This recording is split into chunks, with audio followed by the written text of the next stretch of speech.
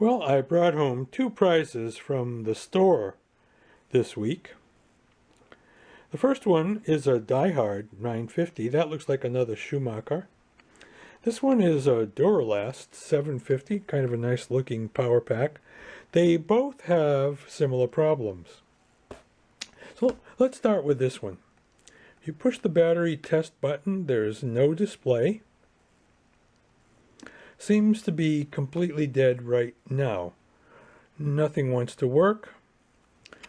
Stick the little USB meter in here. Get nothing. Turn the jump start on. USB still doesn't light up. I'm going to check the voltage across these cables. Now when you do this, make sure you touch the alligator jaw that's on the same side as the cable coming down, because the other jaw won't have any juice on it.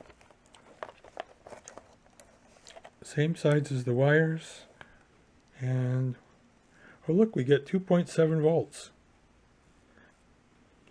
Well, what happens if we apply some charge power to it?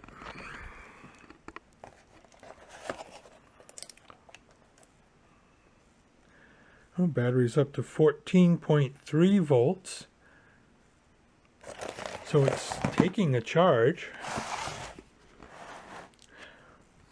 USB meter came on.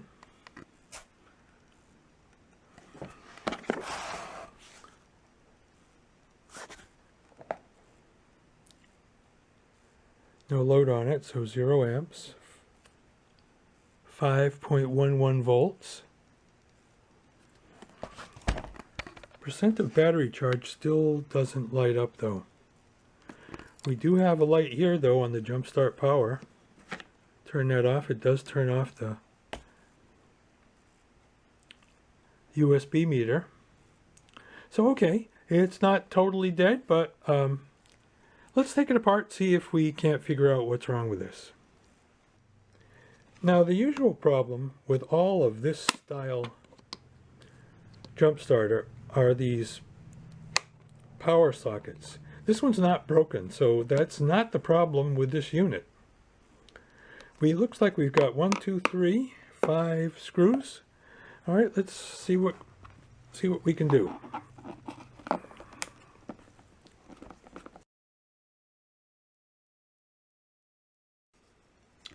So I was initially wrong about that. There's 4 more screws, 2 on either side here. That gives us a total of 9 screws.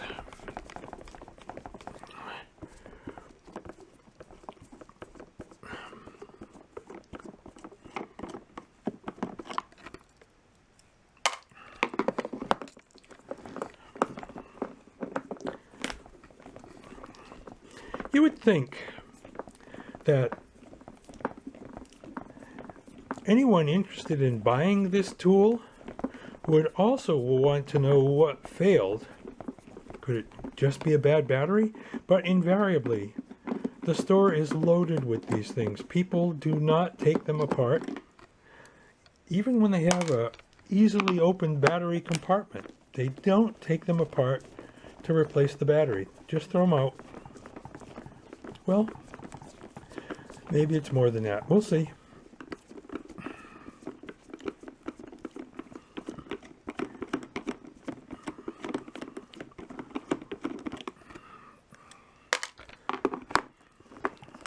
Sometimes if these have been used in a marine environment,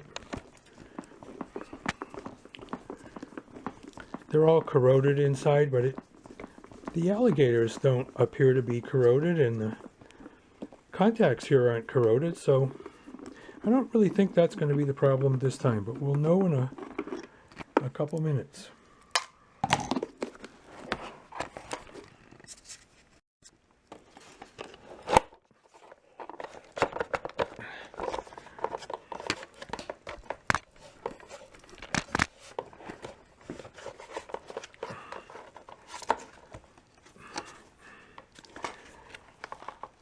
Oh, the bottom doesn't want to split.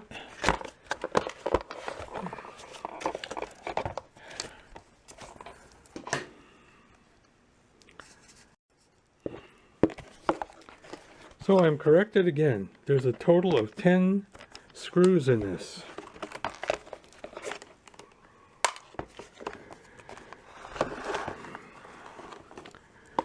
Well, the battery is glued to the front case. So the two sizes we need to work on this are 12 millimeter and 8 millimeter. So the plan is we're going to detach this.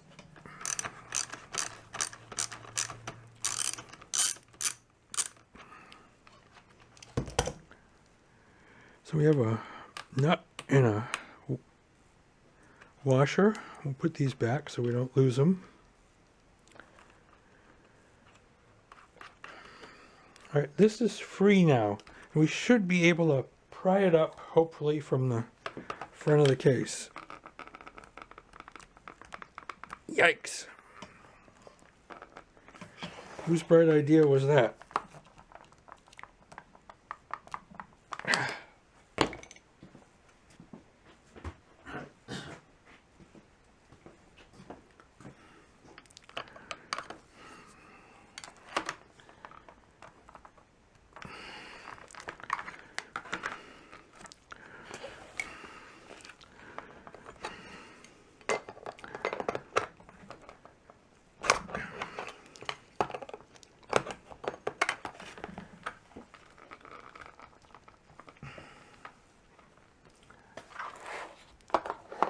Unbelievable. Oh.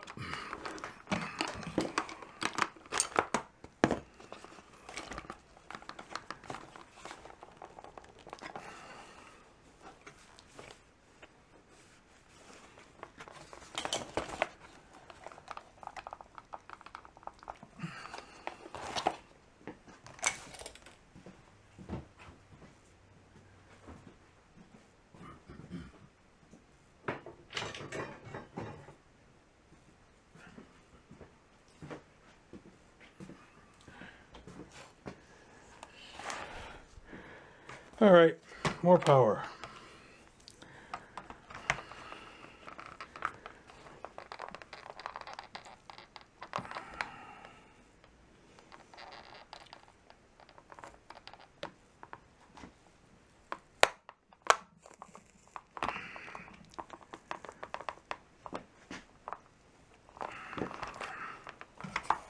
Wait a minute now.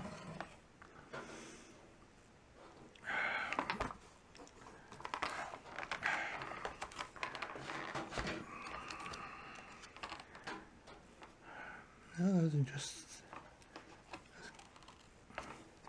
It can't be screwed in.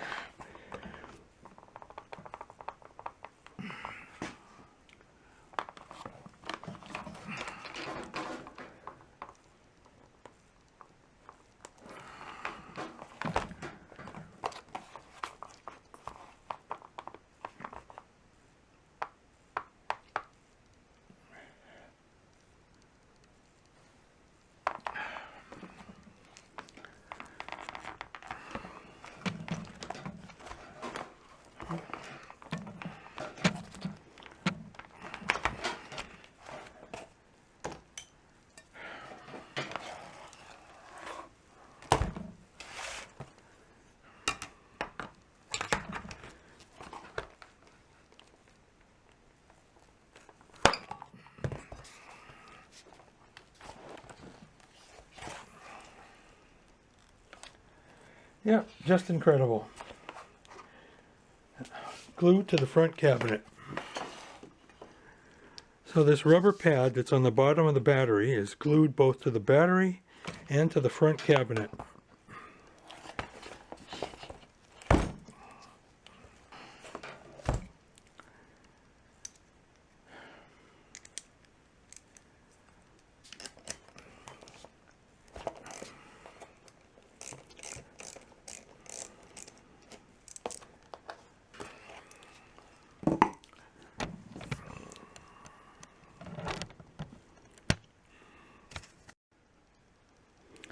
Okay, so we already know that the internal battery only reads 5 volts or so.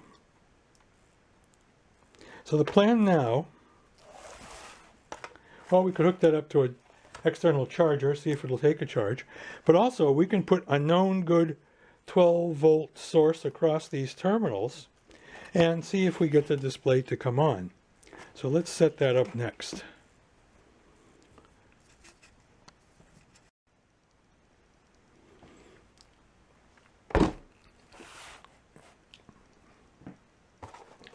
All right, I guess we ought to test this battery to see if it's any good.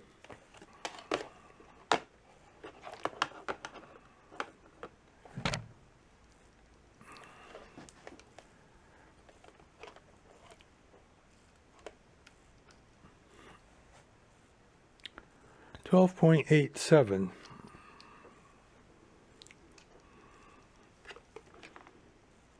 .87. Right.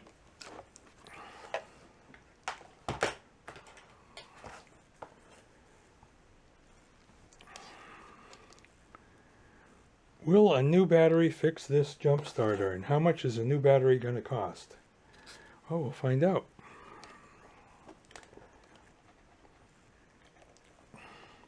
Hey, there we go.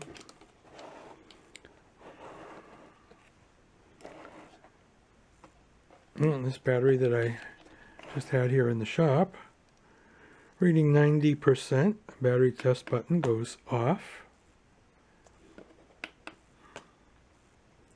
So you toggle this on and off. Jump start power comes on again. USB will no doubt work again, so that's all that was wrong with this. Maybe. That's working.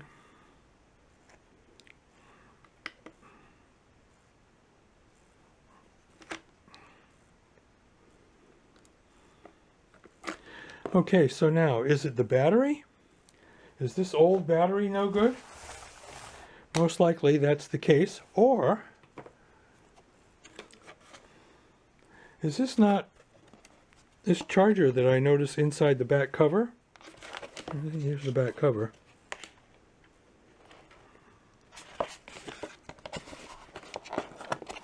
Is this charger not putting out enough voltage to charge the battery? Well, we can test that too. So first thing, let's try putting this on charge and see what happens. We'll use something we've had very good luck with. Use our ANZEX charger.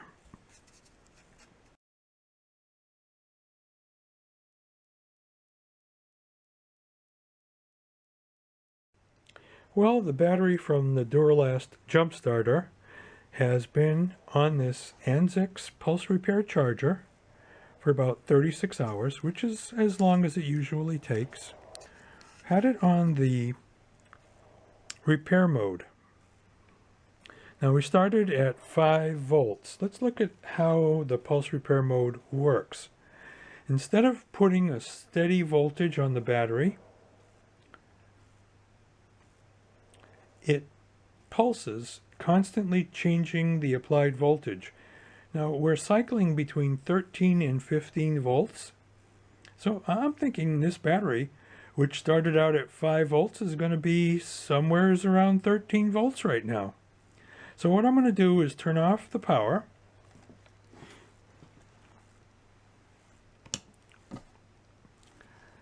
That turns off the charger, and let's see where we are. We're at 12.9 volts. So once again, and to prove that, I'll just disconnect the charger.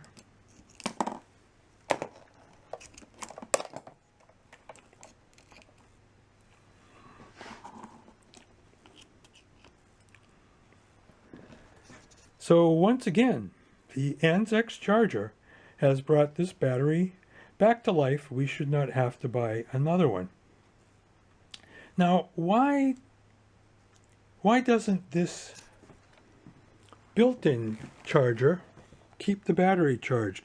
Because if you go online to the places who sell these Duralast jump starters, there are a lot of complaints, people suspecting that this built-in charger is not capable of keeping the battery charged. A lot of reviewers say that they bought this and it was never any good from day one. Check out these Duralast battery jump starter reviews on AutoZone.com. We have 30 plus 11 5 and 4-star reviews, so that's 41 positive reviews. We have 2 3-star reviews, so that's 2 neutral reviews, and 7 plus 46 2 and 1-star reviews. That's 53 negative reviews. So negative reviews outnumber the positive reviews 53 to 41. And here's this top review. If you look at it, doesn't hold a charge, useless brick. That's what just about everyone says. So, is it the battery? Is it the charger? Or both? Let's find out. So, why can't this charger keep the battery charged? Well, one of the things that I noticed right here, the charger comes through this connector.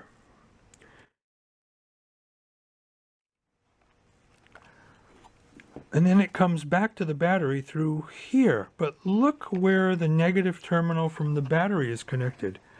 It's connected to the cigarette lighter socket. I'm pointing to it right now with my thumb. And that's a very discolored, dull, what's often called a cold solder joint. Additionally, you can see that quite a few strands aren't even soldered. The strands are just hanging loose. Here's a close-up of what I'm talking about. Notice how dull the solder connection is on the red wire. And look at the disconnected strands on the black wire. And this is very, very poor workmanship. And then we go from the cigarette lighter socket back to the board here, where we have yet another poor solder connection. So these aren't very good either. But this is really bad. So I'm going to try resoldering this before we put it all back together, and we'll see how it's going to work. All right, I've resoldered these connections.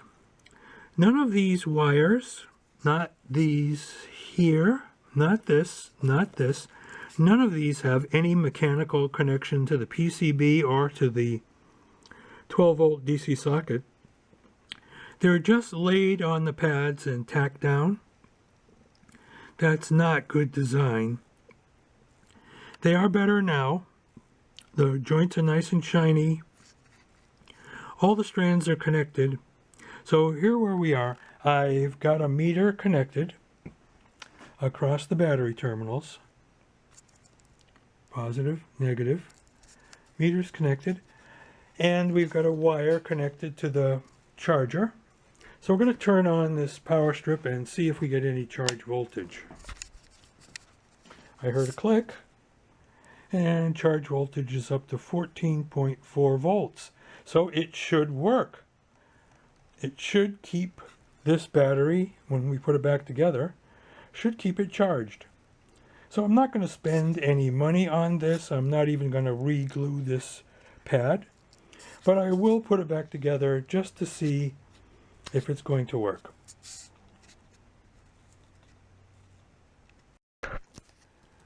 All right, it's the next day. Let's see how the battery's doing. 47%. That's a 4, not a 9. All right, let's turn on the power strip, see if the charger is going to do anything. Well, that little charger in seconds has brought the battery up to 75%. That's not normal. There's something drastically wrong with the OEM battery. Just like all of the negative reviewers have reported, the battery cannot hold a charge. And apparently, a great number of these units had this problem almost from day one. So we'll conclude here that the battery needs to be replaced. Now, is it going to be worth the $26.95 to replace this battery? You decide. Me, I'm going to look at this DieHard Portable Power 950. Thanks for watching.